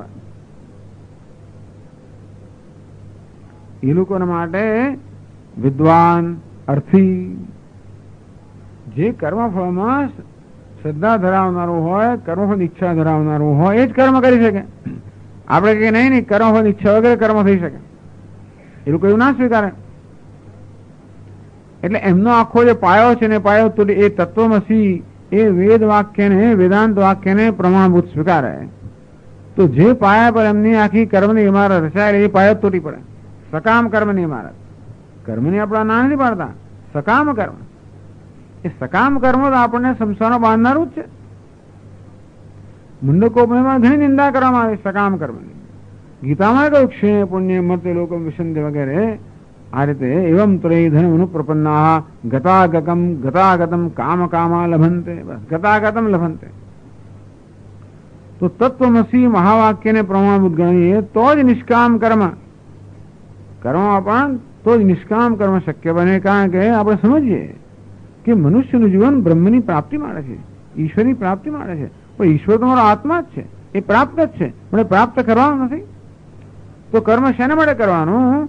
ઈશ્વરને પ્રાપ્ત, ઈશ્વરને જાણવામાં, ઈશ્વર અનુભવવામાં જે આડે આવનારા છે એ બધા અજ્ઞાન, રાગ, દ્વેષ દૂર કરવા કર્મ કરવું જોઈએ, અપ્રાપ્તની પ્રાપ્તિ માટે નહીં. તો રાગ દ્વેષ દૂર કેમ થાય? રાગ દ્વેષથી પ્રેરણે કર્મ કરીએ તો રાગ દ્વેષ વધે. પણ રાગ દ્વેષથી પ્રેરણે કર્મ ના કરું ત્યારે શેને પ્રેરણા કર્મ કરું? ભગવાનને ખુશ કરવા માટે, સેવાની ભાવનાથી, પરોપકારની ભાવનાથી, કર્તવ્યની ભાવનાથી કર્મ કરવું. તો મારા રાગ દ્વેષને પ્રોત્સાહન ના મળે. અને જે રાગ દ્વેષ ઉત્પન્ન થાય એ રાગ દ્વેષ પણ આ ભાવના ક્ષીણ થાય. આ રીતે એ કર્તવ્યની ભાવના થયેલું કર્મ, સેવાની ભાવના થયેલું કર્મ, પરોપકાર, ઈશ્વરાવૃત્તિ થયેલું કર્મ જે છે એ રાગ દ્વેષને ક્ષીણ કરનારું નીવડે. એ રીતે બ્રહ્મ જે મારું સ્વરૂપ છે એને આચ્છાદિત કરનાર અવરોધો દૂર થાય. એમ કરીને ધીમે ધીમે ધીમે હું બ્રહ્મમાં નિષ્ઠા પ્રાપ્ત કરું. એક વાક્યમાંથી કેવું જીવન? એનું આધ્યાત્મિક જીવન. આ તત્વમસી મહાવાક્ય પર રચાયેલું આધ્યાત્મિક જીવન. નિષ્કામ કર્મ એટલે આધ્યાત્મિક જીવન. સકામ કર્મ ને આધ્યાત્મિક જીવન ના કહેવાય. ભલે ધર્મનું પાલન કરતો હતો પણ કારણ કે છેવટે એની એ લાલચું તો ખરો જ ને. કર્મફળ નો લાલચું. ભગવાન કે લોકો મારું ભજન કરે છે ખરા, પણ શેના માટે? મારે માટે નહીં, બસ લાભ માટે મારું ભજન કરે છે. ભગવાનનો એ લોકો તો ઉપયોગ કરનાર થયા ને. ઘરે આપણે થાય જીવન, સ્વામી મારો ઉપયોગ કરે છે, હું નહીં ચલાવેલો, મારો લાભ લે છે, ના હું શાનો ચલાવેલો? એટલે બધા ભગવાનનો લાભ લે કર્યો છે. એનું શું રાખો દાડો જે માંગીએ ફલનું આપ, આટલા જપ કરીશ, પેલું આપ, આટલો આમ કરીશ. ભગવાન લાભ લીધો કે ના લીધો? એની ઉદારતાનો લાભ લીધો, બધું લાભ છે. ભગવાન કે લેવો એટલો વાંધો નહીં, ભગવાને વાંધો નથી. ભગવાને થાય તો ખરું ને કે મારો લાભ લે છે. મારી પાસે આવીને એટલે કરદમ ઋષિ મારવા કહેવામાં આવ્યું. ભાગવતની કથામાં કરદમ ઋષિએ બહુ બધી તપશ્ચર્યા કરી, ભગવાન પ્રસન્ન થયા. તો કરદમ ઋષિ કે મારે કન્યા જો. અલા ભાઈ, આ છે ભગવાન તારી સમક્ષ આવ્યો અને આવું માંગ્યું? ભગવાન કે મને ખબર હતી તારે માટે કન્યા નક્કી કરી જ નાખેલી છે, દેવહૂતિ. પણ આટલી તપશ્ચર્યા કરવાના કારણે ભગવાન કહ્યું હું તારા પુત્ર રૂપે જન્મીશ. એને એની ભોગ વાસનાઓ રહી ગઈ છે. તપશ્ચર્યા કરવા છતાંય ભોગ વાસના જતી નથી. વિવેકથી જ જાય, કર્મથી અમુક વસ્તુ જતી નથી હોતી. જે હોય તે પણ એટલે આવી રીતે તત્વમસી અહમ બ્રહ્માસ્મિ જે મહાવાક્યો છે એને પ્રમાણભૂત જ્યારે ગણીએ ત્યારે આ જીવનની આખી રીતે જુદા પ્રકારની હોય. એને લોકો તમે ન માનો તો આવી સ્થિતિ થાય. મૃત્યુ સંસાર વર્તમાની, આ મૃત્યુથી યુક્ત સંસાર છે એના જ માર્ગે વારંવાર તમે જઈને આવવું પડે. ગતાગતમ કામ કામા લભંતે, આ કામનાથી પ્રેમ જીવન જીવનારા લોકો ગતાગતમ લભંતે, જવું ના આવવું, જવું ના આવવું ચકડોળમાં. ઇતિ શ્રી ભગવદ વચનાત, આ પ્રકારે ભગવાનનું વચન કહ્યું. ચાલો પછી આગળ કરીશું. ઓમ પૂર્ણમદ પૂર્ણમિદમ પૂર્ણાત પૂર્ણમુદચ્યતે પૂર્ણસ્ય પૂર્ણમાદાય પૂર્ણમેવાવશિષ્યતે. ઓમ શાંતિ શાંતિ શાંતિ. શંકરમ શંકરાચાર્યમ કેશવમ બાદરાયણમ सूत्रभाष्यकृतौ वन्दे भगवन्तौ पुनः पुनः. ईश्वरो गुरुरात्मेति मूर्तिभेदविभागिने व्योमवद्व्याप्तदेहाय दक्षिणामूर्तये नमः. ॐ शान्ति शान्ति शान्तिः. हरि ओम. श्री गुरुभ्यो नमः. हरि ओम. आचार्यं केशवं बादरायणं सूत्रभाष्यकृतौ वन्दे भगवन्तौ पुनः पुनः. ईश्वरो गुरुरात्मेति मूर्तिभेदविभागिने व्योमवद्व्याप्तदेहाय दक्षिणामूर्तये नमः. सच्चिदानन्दरूपाय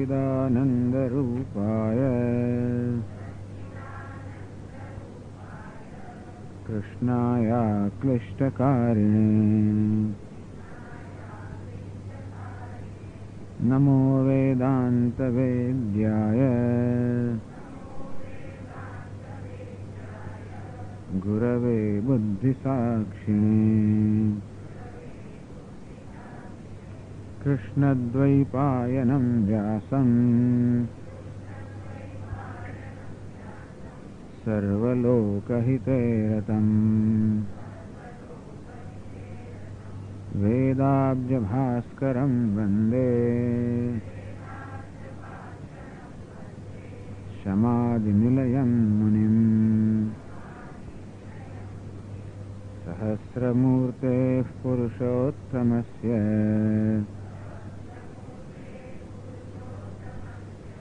सहस्रनेत्राननपादबाहोः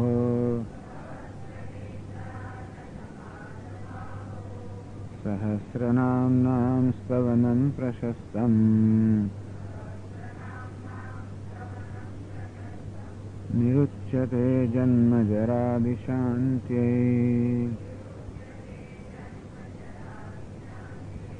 पवित्राणां पवित्रं यो मङ्गलानां च मङ्गलम्.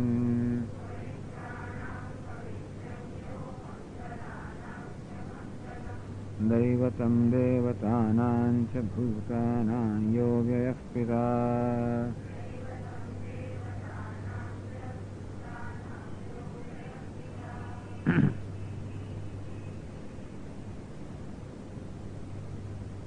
તો અત્યારે ચર્ચા ચાલી રહી છે કે આ વેદમાં એવા વાક્યો હોય જે ક્રિયાપરક ન હોય તો પણ પ્રમાણભૂત હોઈ શકે. જેમ કે અર્થવાદ, ચર્ચા કરી અર્થવાદ કોને કહેવાય? સ્તુતિ કરનારા વાક્યો હોય, નિંદા કરનારા વાક્યો હોય, એ પણ છેવટે વિધિ અર્થાત જે કર્મ કરવાનું છે એને સમર્થન કરનારા છે. તો આ વાક્યમાં કોઈ ક્રિયા નથી છતાં પણ એ જેવી રીતે પ્રમાણભૂત છે તેવી રીતે તત્વમસી અહમ બ્રહ્માસ્મિ આ મહાવાક્યોમાં પણ કોઈ ક્રિયા પરકતા નથી, કોઈ ક્રિયા કરવાની નથી, કોઈ ક્રિયાનો આદેશ નથી, અને છતાં પણ એ સત્યને પ્રગટ કરતા હોવાને કારણે પ્રમાણભૂત છે. અને આ રીતે વેદના વાક્યોમાં પ્રમાણ ન ધરાવનારા, પ્રામાણ્ય ન આપનાર લોકોની કેવી અવગતિ થાય છે એ નહુષની કથાથી કહેવામાં આવ્યું. કે તો એમાં એવું એક વાક્ય હતું કે કેવી રીતે આ ગાયોનો પણ જાણે કે પ્રોક્ષણ કરવામાં આવે. ગાવ સોમસ્ય પ્રથમસ્ય ભક્ષ દેવામ શ્રેયાભિર યજતે દદાતિ છે. તો જેના આવડે દેવતાઓ યજન કરે છે ગાયો, આ ગાયો જે છે તો સોમનું પહેલું ભક્ષ્ય છે. એમ કરીને ગાયને ભક્ષ્ય બતાવી, ગાયને વધ્ય બતાવી, અર્થવાદ છે. એટલે ખરેખર ગાયનો વધ કરવાનો હેતુ નથી, પણ એમ એ મંત્ર બોલીને ખરેખર તો મધુપર્ક આપવાનો હોય છે. પણ એનો વાચ્યાર્થ સીધે સીધો અર્થ એવો થાય જાણે કે ગાયનો વધ કરવાનો છે, નહું છે કે નહીં. જેમ બ્રાહ્મણ અવધ્ય છે એમ ગાય પણ અવધ્ય છે, માટે આ મંત્રમાં પ્રમાણભૂત માનતો નથી. એવી જાતની ચર્ચા છે, બધી બહુ વિવાદ થયો. આ રીતે નહુંશે આ મંત્રોને પ્રામાણ્ય આપવાની ના પાડી એટલે ઋષિઓ એને શાપ આપ્યો કે જો તું એક તો અધર્મનું આચરણ કરે છે, આ મહર્ષિઓ, દેવર્ષિઓ, ઋષિઓ જે અત્યંત મુશ્કેલીમાં પ્રાપ્ત થાય નહીં એવા ઋષિઓને તું તારી પાલખી ઉચકાવી એમની પાસે, એમ અધર્મનું આચરણ કરી રહ્યો છે. આ વેદના વાક્યોને પ્રામાણ્ય ના આપીને તું ધર્મનો પણ ભોગ આપી રહ્યો છે. અને ત્રીજું વળી પાછો તે તારો પગ મારા માથા પર મૂક્યો. આ બધા પાપને કારણે જ્યાં 10,000 વર્ષ સુધી સાપ બની જાય. આમ વેદના વાક્યને પ્રામાણ્ય ના આપવાને કારણે નહુષને આ પ્રકારની સજા થઈ, એ આવી સજા થાય. વળી એમ પણ કહ્યું ગીતામાંથી અશ્રદ્ધાના પુરુષા ધર્મસ્યાસ્ય પરંતપ. આ આત્મધર્મ તો આત્મજ્ઞાન, આત્મા વાસ્તવમાં અંતિમ ધર્મ છે. એનું જ્ઞાન પ્રાપ્ત હવે મનુષ્યના જીવનનો ધર્મ છે, અને એનાથી મોક્ષ પ્રાપ્ત થાય એ મનુષ્યના જીવનનું ધ્યેય છે. આ બધું ન સ્વીકારનારા લોકો બીજા કશાનું અનુસરણ કર્યા કરતા એમ કરીને મૃત્યુ સંસાર વર્તમાની, ભગવાન કહે છે મને પ્રાપ્ત કર્યા વગર કે મારા માર્ગને પ્રાપ્ત કર્યા વગર આ મૃત્યુયુક્ત સંસારમાં અધોગતિમાં પાછા આવે છે. એમ કરીને 41મા પાના પર કહે છે આગળ છેલ્લે બીજા પેરેગ્રાફમાં,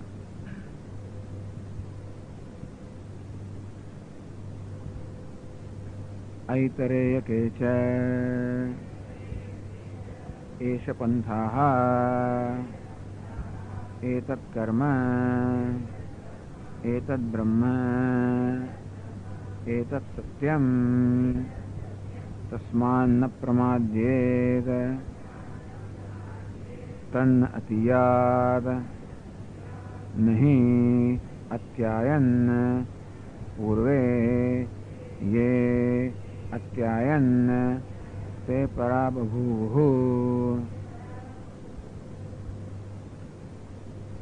एषः पंथाः एतत् कर्म एतत् ब्रह्म.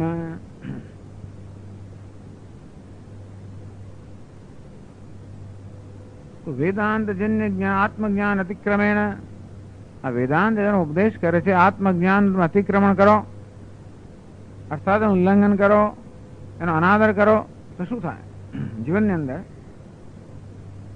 तो वेदનું મુખ્ય તાત્પર્ય તો આત્મજ્ઞાનમાં જ છે. બ્રહ્મજ્ઞાનમાં કે આત્મજ્ઞાનમાં વેદનું મુખ્ય તાત્પર્ય છે.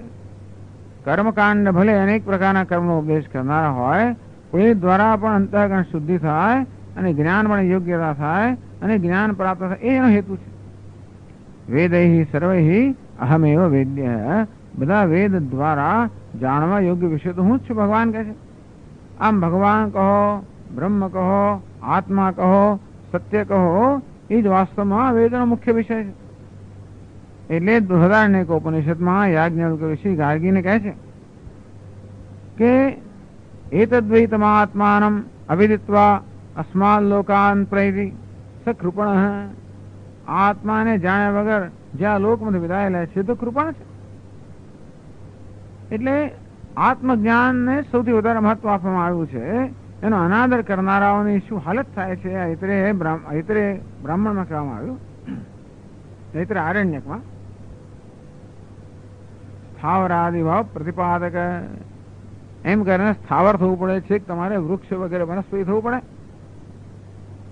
તેથી આત્મજ્ઞાનમ શ્રદ્ધેયમ. કારણ ભાવે છે કે આત્મજ્ઞાનમાં શ્રદ્ધા કરવી જોઈએ, કે આત્મજ્ઞાન પ્રાપ્ત કરવું જોઈએ. આપણું જીવન આત્મજ્ઞાનની પ્રાપ્તિ માટે બરોબર રચાયેલું હોવું જોઈએ. એ રીતે આપણે એને ઘડવું જોઈએ, એ રીતે આપણે જીવનની વ્યવસ્થા કરવી જોઈએ, જેથી જે આપણે કરીએ કે ન કરીએ બધું છેવટે આત્મજ્ઞાનનું સાધન બની રહે. આમ આત્મજ્ઞાન જેનું ધ્યેય હોય એ જાતનું જીવન જીવવું જોઈએ. એટલે કહ્યું એશ પંથા, આજ પંથ, આ જ માર્ગ છે, ઉપાય છે. શેનો ઉપાય છે? અમૃતત્વ પ્રાપ્ત. અમૃતત્વ અહીં મોક્ષની પ્રાપ્તિનો એક જ ઉપાય છે. કયું? જે આત્મજ્ઞાન. આત્માનું જ્ઞાન છે. આત્મજ્ઞાન એ જ વાસ્તવમાં અમૃતત્વની અર્થાત મોક્ષની પ્રાપ્તિનો ઉપાય છે. એતત પંથા એતત કર્મ. આ જ કર્મ છે, આ જ કરવું જોઈએ. કર્તવ્યત્વાત સર્વૈ યજ્ઞદાનતવોહિ પુણ્યકર્મભિ આત્મજ્ઞાન ઉત્પાદ્યમિતિ. ટૂંકમાં આપણે જીવનમાં બીજું કંઈ કરતા હોઈએ, ધારો કે યમ નિયમનું પાલન કરતા હોઈએ, ઉપાસના કરતા હોઈએ, તપશ્ચર્યા કરતા હોઈએ, જપ કરતા હોઈએ, વ્રત કરતા હોઈએ, યજ્ઞ યાગ આદિ કરતા હોઈએ, જે કંઈ કરતા હોઈએ, આ બધાની પાછળ હેતુ શું હોવો જોઈએ? આત્માનું જ્ઞાન. બધું કરવું જોઈએ, પણ છેવટે બીજી કોઈ ભૌતિક પ્રાપ્તિ માટે નહીં, લૌકિક પ્રાપ્તિ માટે નહીં, કે બીજી કોઈ પ્રાપ્તિ માટે નહીં. યજ્ઞ દાન તપઃ કર્મ ન ત્યાજ્યમ કાર્યમેવ તદ. ભગવાન કે 18 અધ્યાયમાં કે યજ્ઞ દાન તપસ્યાનો ક્યારે ત્યાગ ન કરવો જોઈએ, એનું અનુષ્ઠાન કરવું જોઈએ. એતાન્ય બધું કર્માણી સંગમ ત્યક્ત્વા ફલાની ચ કર્તવ્યાની. આ યજ્ઞ દાન તપસ્યા અર્થાત જેવા નિત્ય કર્મ કરવાના છે, પણ આ ફળનો સંગનો ત્યાગ કરીને, આસક્તિનો ત્યાગ કરીને કરવું જોઈએ.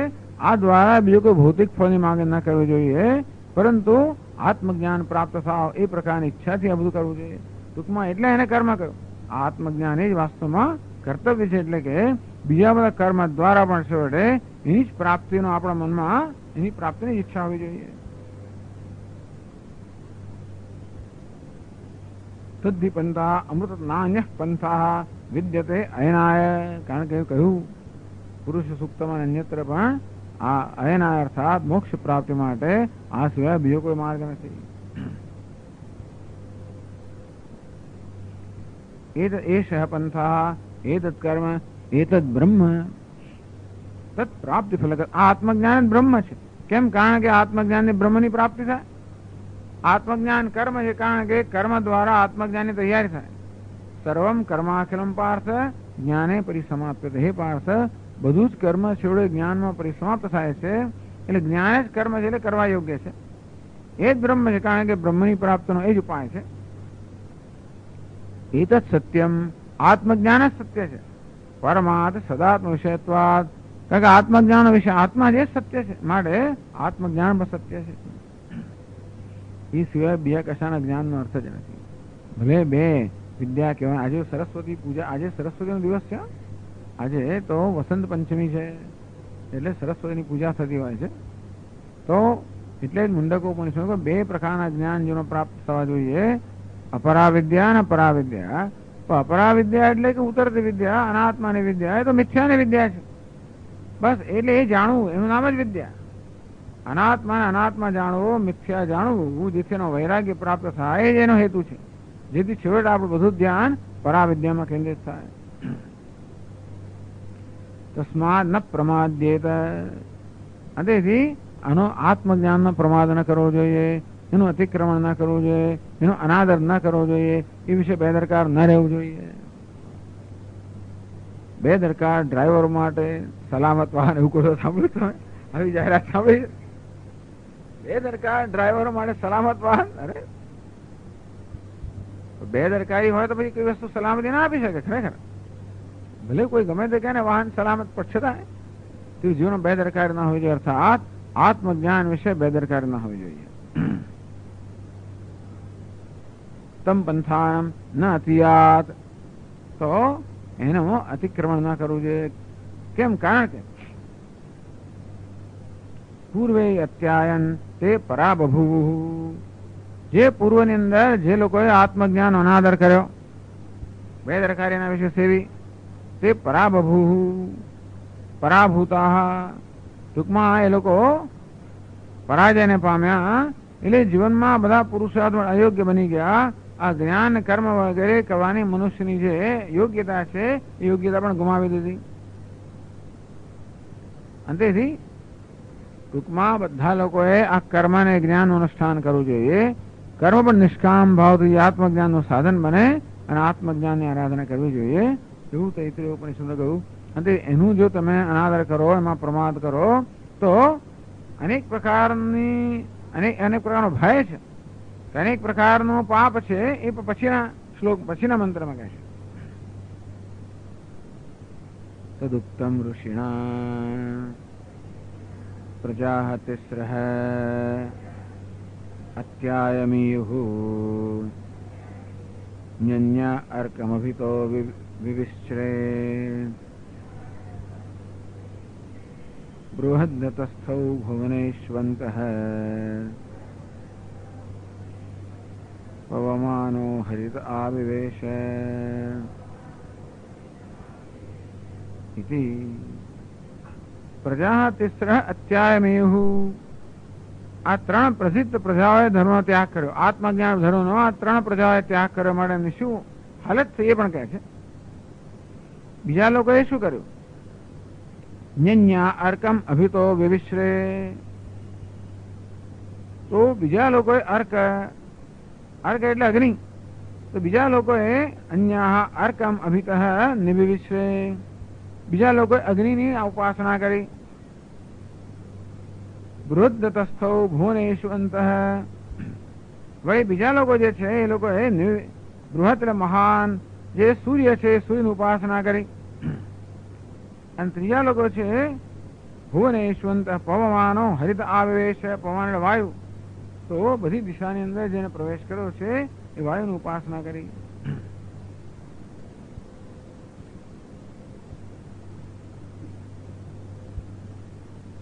પછી આગળ કહે છે પ્રજા તિસ્રો અત્યાયમીયુઃ ઇતિ યા વૈ તાઃ ઇમાઃ પ્રજાઃ તિસ્રઃ અત્યાયમીયુઃ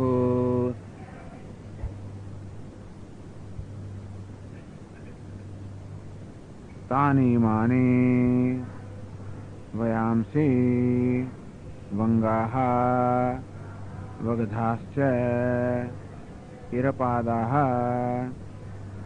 ઇતિ શ્રુતં.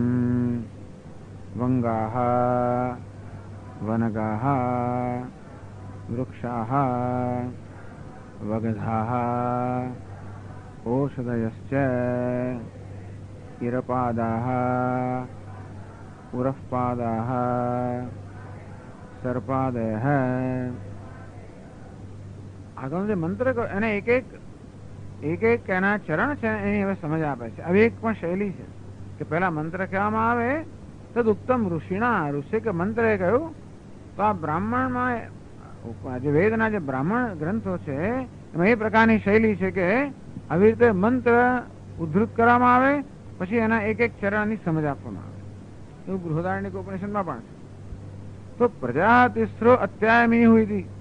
આગળ જે મંત્ર ઉદ્ધૃત કર્યો એમાં આ ચરણ પ્રજા તિસ્ર અત્યાયમી. આ ત્રણ પ્રકારની પ્રજાએ અતિક્રમણ કર્યું. એનો શું અર્થ કરવાનો? તો યા વૈ તાહ ઇમા પ્રજા તિસ્ર અત્યાયમી. આ ત્રણ પ્રકારની પ્રજા જેને આ ધર્મનું અતિક્રમણ કર્યું. તાની માની એમનું શું થયું? વયાંસી કેટલાક પક્ષીઓ બની ગયા. વયાંસી વંગાહ વગધાશ્ચ કેટલાક વંગાહ વનગાહ વૃક્ષાહ વગદાહ ઔષધયશ્ચ કેટલાક લોકો વૃક્ષનો ઔષધિ બની ગયા. ઈરપાદાહ ઉરફપાદા સર્પાદય. ટૂંકમાં એવું ધર્મનું અતિક્રમણ કરવાને કારણે કેટલાક લોકો વૃક્ષ અને વનસ્પતિ બની ગયા, કેટલાક લોકો સર્પ બની ગયા, કેટલાક લોકો પક્ષી બની ગયા. ટૂંકમાં અધોગતિ થઈ. એમ કરીને ધર્મનું અતિક્રમણ ન કરવું જોઈએ. આત્મજ્ઞાન રૂપી ધર્મનું અતિક્રમણ કરવાને કારણે કયા પ્રકારની અવગતિ થાય છે એનું વર્ણન કરવામાં આવે. એમાં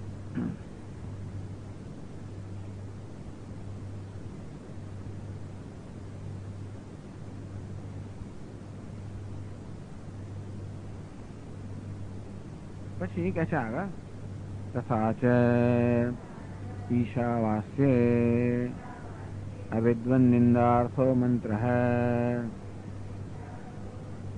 असुर्या नाम ते लोकाः अंधेन तमसा वृताः सांस्ते प्रेत्याभिगच्छन्ति ये के चात्महनो जनाः इति वही ईशावास्य उपनिषद में अविद्वन निंदनार्थ है। अविद्वान अज्ञानी मनुष्य निंदा करनारा मंत्र है त्रीજો मंत्र। तो निंदा पण थाय छे। निंदा अज्ञानी अविवेकी मनुष्य ની નિંદા કેમ કરવામાં આવી? વિવેકની પ્રશંસા કરવા માટે। ઉપનિષદની અંદર આ ઈશાવાસ્યના પહેલા મંત્રમાં તો જ્ઞાન નિષ્ઠાની વાત કરવામાં આવી, ઈશાવાસ્યમિદમ સર્વમ। બીજા મંત્રમાં કર્મ નિષ્ઠાની વાત કરવામાં આવી, કુર્વન્નેવેહ કર્માણિ। ત્રીજા મંત્રમાં ભોગ નિષ્ઠાની વાત કરવામાં આવી। તો કેટલા જ્ઞાન નિષ્ઠ સંન્યાસીઓ છે, બીજા કર્મનિષ્ઠ કર્મયોગીઓ છે, તો ત્રીજા કેવા છે? ભોગમાં નિષ્ઠ છે। તો કર્મયોગીઓ છે એ પણ ઈશ્વરને અર્પણ કરવા, કર્મ અર્પણ કરવા દ્વારા ઈશ્વરનું કે આત્માનો આદર કરી રહ્યા છે। જે જ્ઞાનનિષ્ઠ સંન્યાસીઓ છે એ તો આત્માના જ્ઞાન દ્વારા ઉત્તમ આદર કરી રહ્યા છે। ઉત્તમ પ્રકારનો આદર છે આત્માનું જ્ઞાન, જેથી આત્મામાં નિષ્ઠા। મધ્યમ પ્રકારનો આદર છે કે છો આત્માને કર્મ અર્પણ કરવા, ઈશ્વરને કર્મ અર્પણ કરવા। ત્રીજા લોકો કેવા છે? ભોગમાં નિષ્ઠ છે। આ સાત માત્ર પોતાની ઇન્દ્રિયના આવેગો જો હે એ આવેગો દ્વારા જ કર્મ કરનારા છે। ઇન્દ્રિયોમાં તો વિષયોમાં ભોગના આવેગો રહેલા જ છે, એનું અનુસરણ કરનારા છે।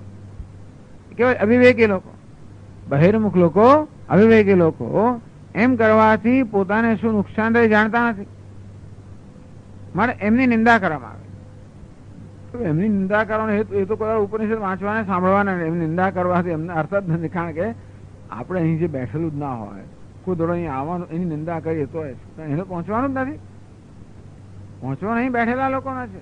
કોઈ ત્રીજા માણસની નિંદા અહીં આગળ શું કામ કરવામાં આવે? જેથી આપણે ચેતીએ, બસ બીજું કાંઈ નહીં। અથવા આપણે જે કરી આપણે ચેતીએ કરતા હોય, પણ આપણે જે કરી પ્રશંસા થાય કે હા જો આપણે એવા નથી। તેથી ખરેખર તો વિવેકની પ્રશંસા કરવા માટે અવિવેકની નિંદા કરવામાં આવે છે। બાકી નિંદા કરવામાં, નિંદાનું તાત્પર્ય નિંદામાં નથી। ગયા વખતે કહ્યું કે પ્રશંસાનું તાત્પર્ય પ્રશંસામાં નથી, નિંદાનું તાત્પર્ય નિંદામાં નથી, પણ પ્રશંસાનું તાત્પર્ય વિધિમાં છે કે આ કરો। નિંદાનું તાત્પર્ય નિષેધમાં છે, આ ના કરશો। તો આ રીતે કેવી રીતે ભોગ